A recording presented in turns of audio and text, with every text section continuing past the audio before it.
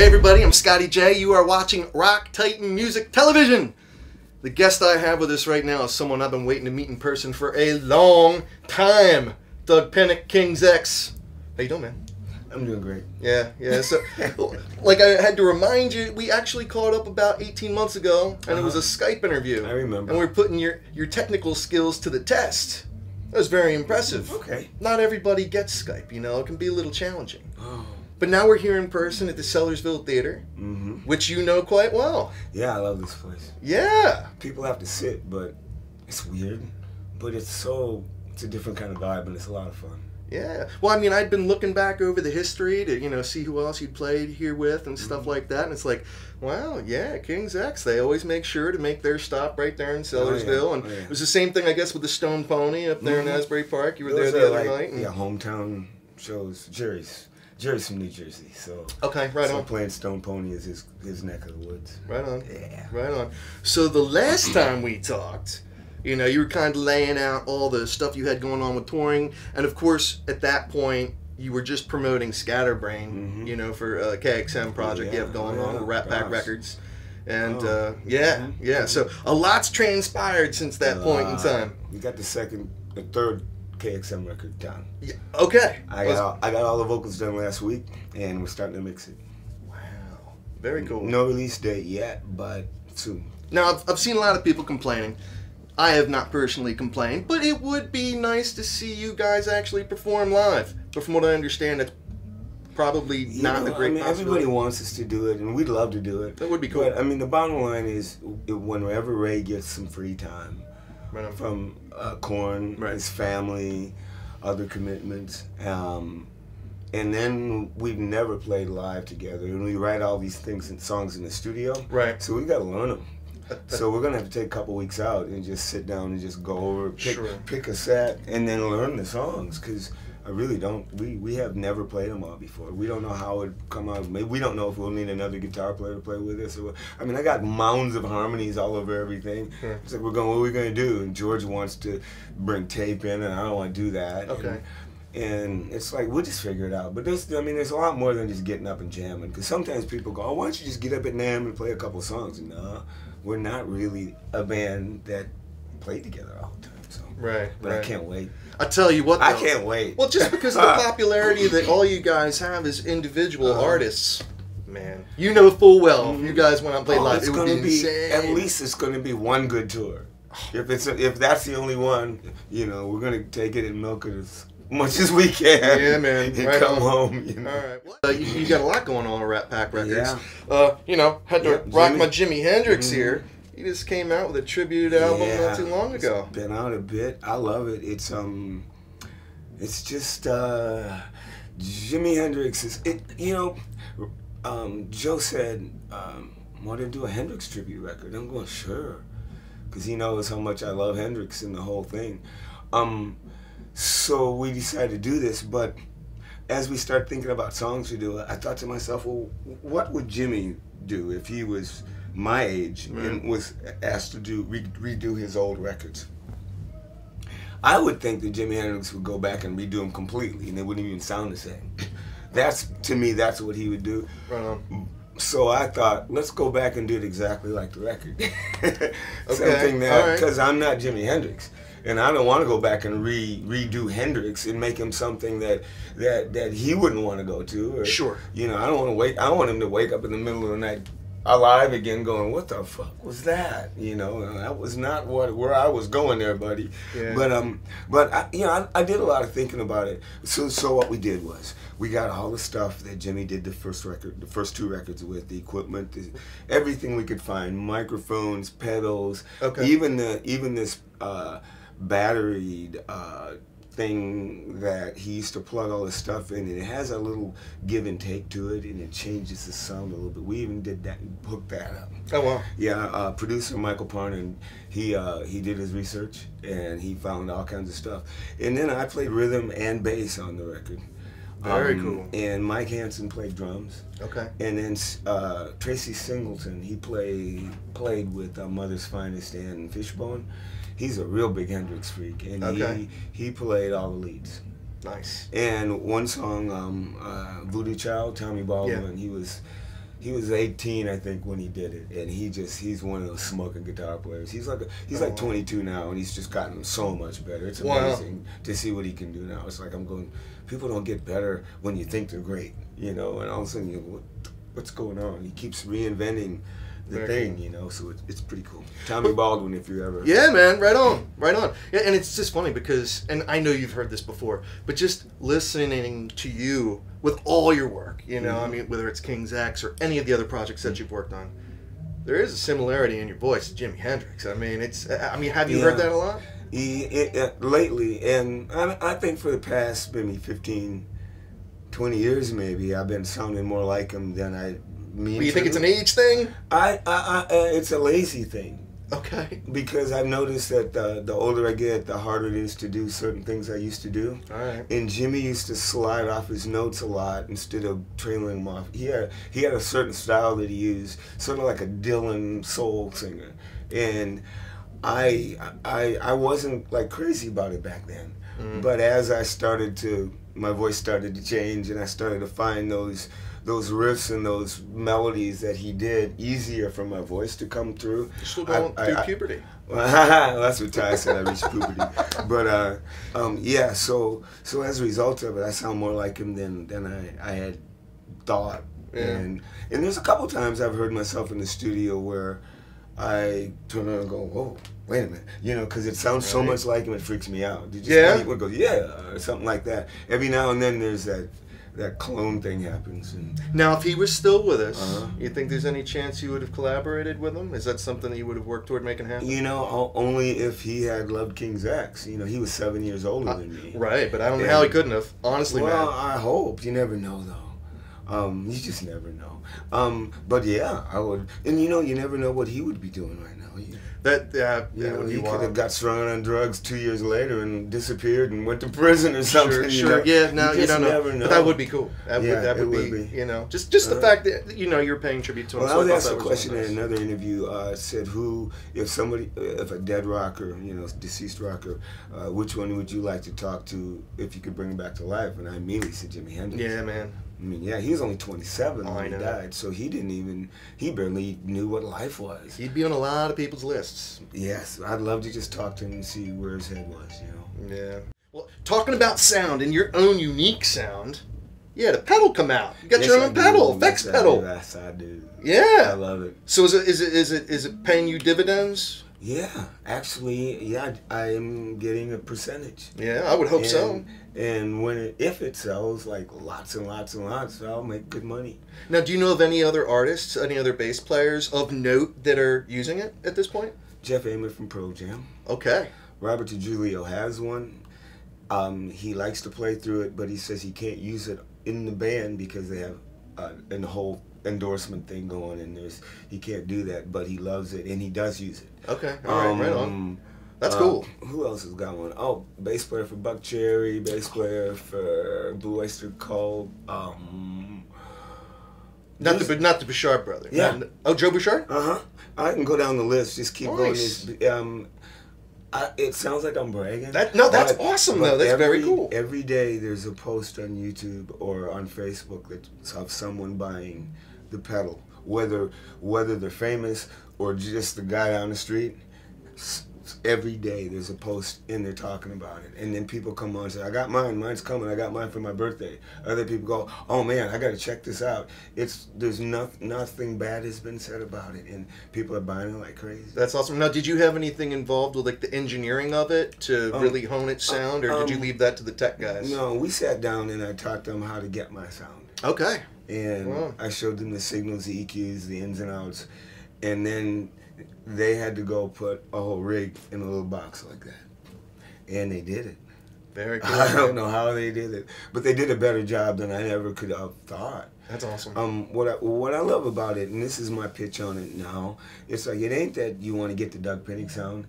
The pedal actually does anything you want it to do. Okay. And you can dial it into literally any sound you want. You can get a SVT, vintage, you can get it'll do whatever you want to. A friend of mine is doing a record, and it's kind of a Guns N' Roses type record. Okay. And he wanted to get the bass player. What is his name? I forgot the bass player's name. I know him, but I forget. Oh yeah, no, I know. Yeah. But he wanted to get his sound, and he used a Gallion Kruger and a couple other things in the studio.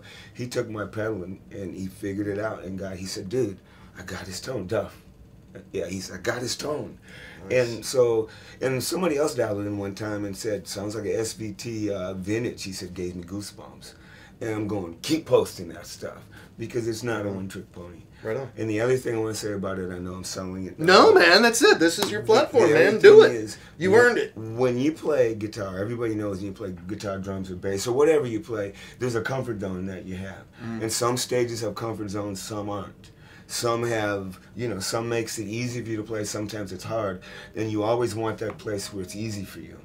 This amp, or this pedal, wherever you're at, no matter how small the amp is, big the amp is, how big the room is, whatever, you can find your comfort zone very easily. Cool. Dial it in, it's in your hands or whatever, plug it right into the PA, monitors, amp, whatever.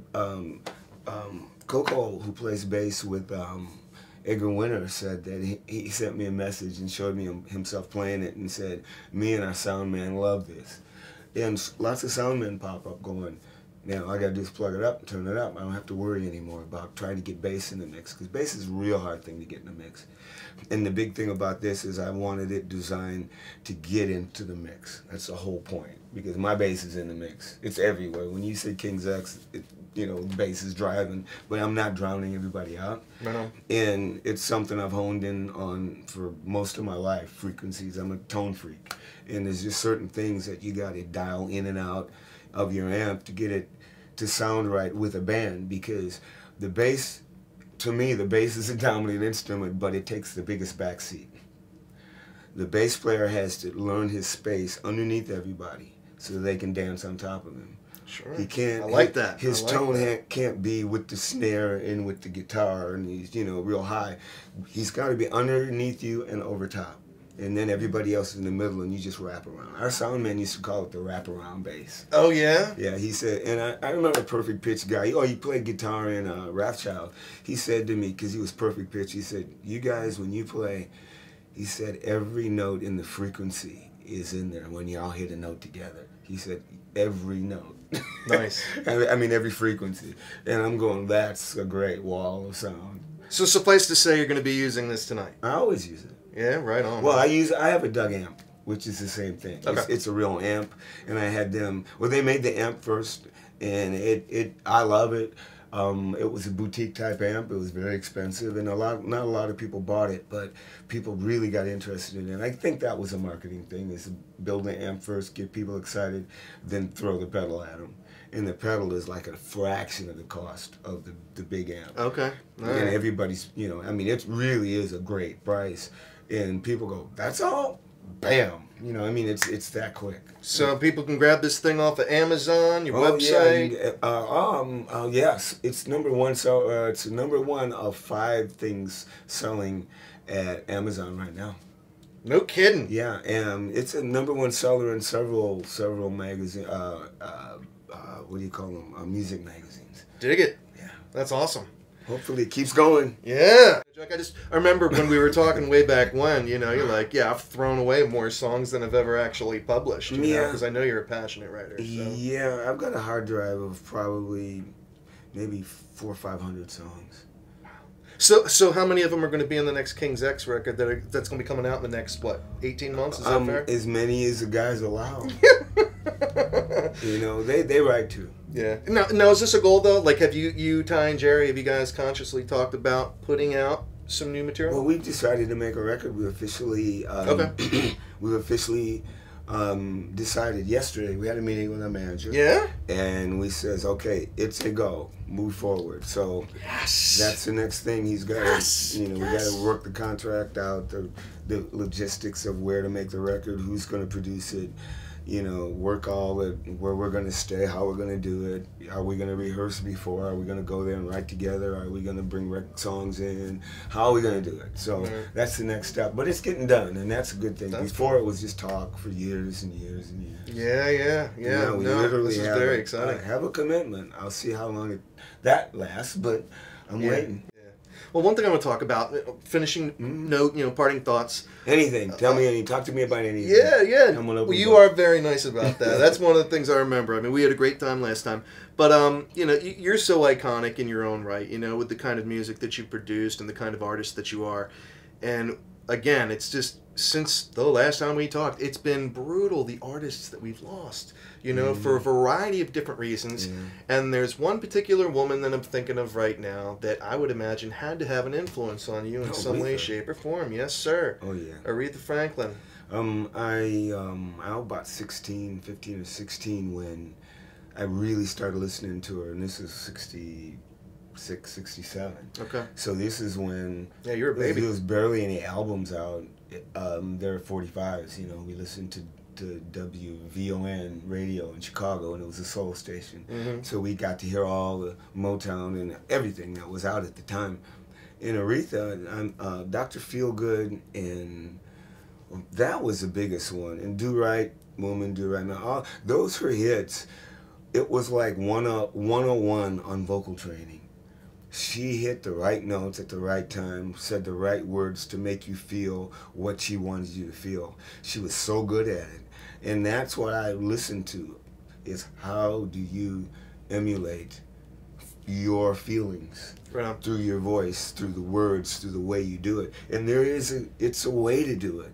A lot of people think that they can just open their mouth up and imitate somebody, but they can't. I mean, Josh Stone, you know, she's an amazing singer, but she hits all the nuances in the wrong places. And for me, it's like, girl, you got it wrong. But other people don't know. Right. And they love her, and she could start a whole new genre. You know, it's like, it doesn't matter at the end of the day, but I have my protocol, what I like and what I like to listen to and what I steer people to if they want to learn how to sing soulful. The other record is Stevie Wonder Talking Book. Okay. I was, again, around that age, and when Maybe Your Baby done made somebody mad and Superstition, those two songs, note for note, nuance to nuance. I learned all those songs and built my voice around the nuance rather than the notes. And for me, that's what I like to hone into. Other people like to hone into the operatic part about it, the structure, like James LeBray from Dream Theater. He's got a perfect voice. He knows how to work that thing, and he'll never lose his voice, as far as I believe, because he correctly sings, and I'm jealous of him because it's like, oh my God, the clarity and the accuracy.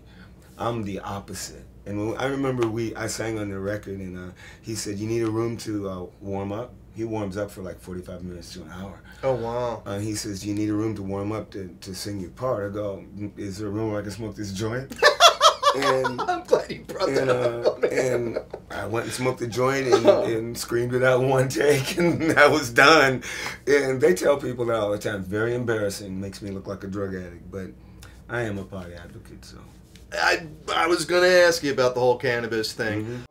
Obviously, there's varying opinions all over the place, but yeah, it's so funny because back in the 80s, I remember, you know, when I was younger, you'd see those commercials, and it's like, this is drugs, this is your brain on drugs. And then you get someone smoking the joint, and then the kid just turns into ash. But now these days, you've got more and more states that are making it, forget about the medical side of it, they're making it recreational. You know, and then most states have it, you know, for medical purposes. Right. So it's like, well, which is it, man? Is this thing like the devil, or does it actually have more positive than negative? It has more positive than negative, and they're trying. You know, it just takes time. Yeah, but you think cannabis will, in the next generation, will become a little more It has accepted? become. I think there's only 4 states left that hasn't had some kind of legalization to it, but there's so many states that make it legal. I mean, California is just, it's like drinking beer. healthier. But you know, the logic. It always bothered me about the logic behind it, because alcohol has done more trouble than anybody that smokes weed. Amen to that. And OxyContin and and the all, opioid epidemic's brutal. You know, all that stuff.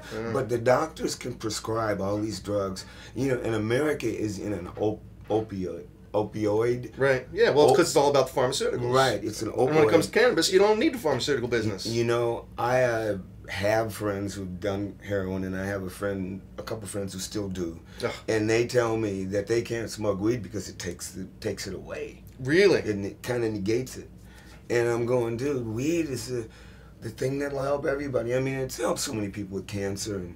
But you know, the biggest thing it did for me, aside from just enjoying smoking, it helps me to focus, because I have ADD. When I smoke, all of a sudden I'm focused for a while. And it's not an excuse, because I love to get high. Okay. And I love to get blasted and put headphones on and just let the music take me away. I ain't lying, you know. There's nothing wrong with it. Yeah. There's nothing wrong with it. Anything, I feel anything that you do, as long as you're not hurting somebody else or destroying yourself in some really bad way. I mean, yeah, smoke, you know, they say, oh, you get cancer though, or it's illegal. Okay, well, it's becoming not illegal anymore, so let's stop arguing about that. Right. And the cancer thing, well, they've proven they put THC on cancer cells and it kills it. Right. So the only thing that'll happen to my lungs from smoking weed is I'll probably get emphysema. Well, look at Willie Nelson. Well, look at him. You know? Think about that then. You're right. Because everybody that I know that smoked pot all their life, till they're old, they're still getting it. You never heard of anyone dying from smoking pot. They don't seem to be sick. They don't having problems. They're not having heart attacks and all this stuff. My doctor says that I'm in tip-top shape and I'm almost 70. So it's like, beautiful. What else are you going to do? Now, have you ever thought about having your own brand? Because like the band 311, I know they've got we their own worked big on thing it. out In there. fact, there was something happened where we were going to do it and it fell apart. But it's going to be dUg weed. Yeah, we bring in, so we can expect to see some dUg weed one out of these there? days, yeah. We're doing the research on it, trying to figure that out. Yeah. Right on. dUg right underwear, on. dUg t-shirts. You've got so many stories, man. I got millions of stories, bro.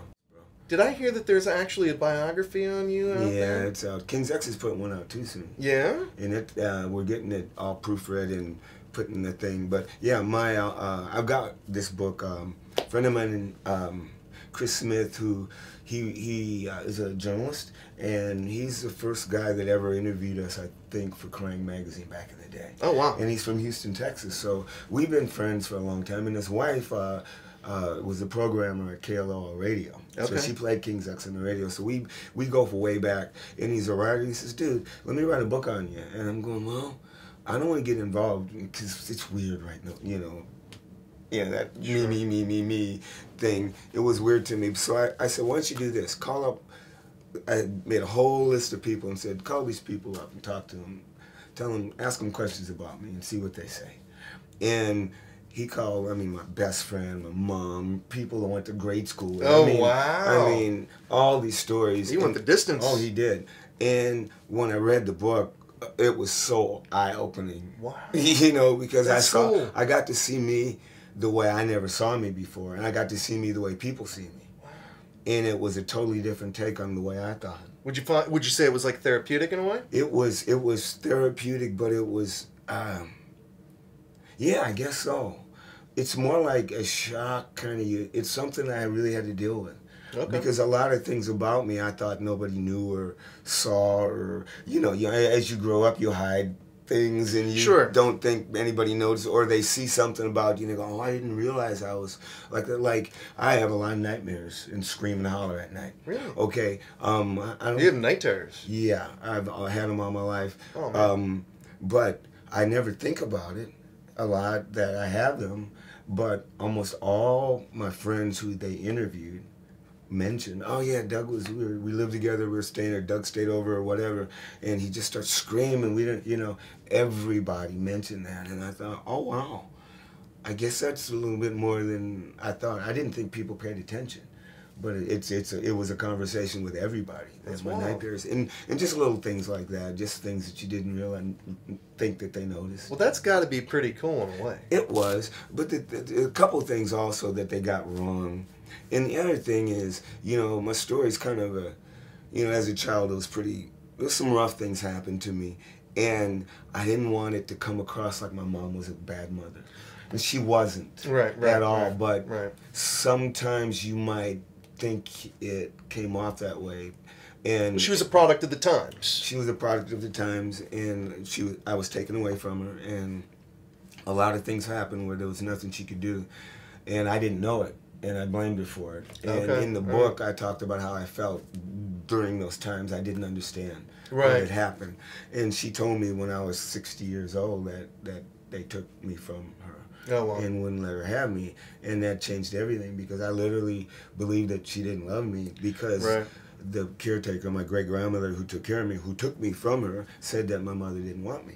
She let me know that a lot. So you got caught up in the he said, she said kind of to a certain extent? There was no he said, because I never would talk to her about it, ever. Okay. I was just held it against her. So when I was around her, we got along, but every now and then we get in arguments, and I was always just well, you kind of wrapped your life around a certain point of view, without knowing the other side. You just lived your life that way, just not knowing any different, because you never heard any different. Right. And I kind of pushed her out in my own ignorant way. I was always there. Oh, shoot, are you kidding? I love my mom. She's awesome. One of the most incredible people I've ever met, because that's awesome. If you knew her story, you would just go, oh my God, I don't have a story. What she's gone through, I only get to hear bits and pieces, because she doesn't like to talk about it. Sure. But I can only imagine, and so people got to get this book. Yeah. They gotta hear. They gotta some see of the these story. things I'm talking about are just go. The book only touches the surface. It's a short book. It's just like me going through my life. How many pages roughly? I forgot, but it's about that thick. Okay. It's a small one. You can get it through in a couple days. All right. And it's only $3.99. So great read. It's not that expensive. You can get it at Amazon. It's sold out. Is it really? Yeah, they're reprinting it now. Oh, wow. Very cool. Which is cool. They got to do that, yeah. I can't believe that, but... Look at you, man. You got a pedal. You got a book. Yeah. You got a new KXM record coming out. You could be doing new King's X work. Yep. Man. Life is really, really good. I do hear the next sound check downstairs. So, everybody, again, we are here with the one and only, the most incredible dUg Pinnick from King's X. And go check out his pedal. Get it on Amazon if you're a bass player. It sounds like something you gotta have. Go check out his new book on Amazon. What's the book called? Life is What You Make It. Life is What You Make It. And Doug's made it pretty well. So just Google dUg Pinnick. Go check that out. And then we've got the Jimi Hendrix, tribute album through Rat Pack Records. So you gotta go out and get that. And then we've got new material coming out from KXM. KXM too. And my Grinder Blues band. Our second record's done. We're just trying to get it signed. My God. It's kind of like Tres Hombres ZZ Top record. Remember how like different but bluesy it was? Yeah. We kind of took that idea. Very cool. And took our drop B guitars and decided to do some really cool blues and drop B. Nice. And so it's a fun record. Nice. So I got a lot of stuff going on. Yeah. We got Dug Weed coming out too. Yes, I hope so. Yeah. All In the meantime, we smoke weed, period. Doug, you are the man. Thank you, sir. I appreciate it. May the groove be with you. Everybody, you are watching Rock Titan TV with Dug Pinnick. We are out. Yes.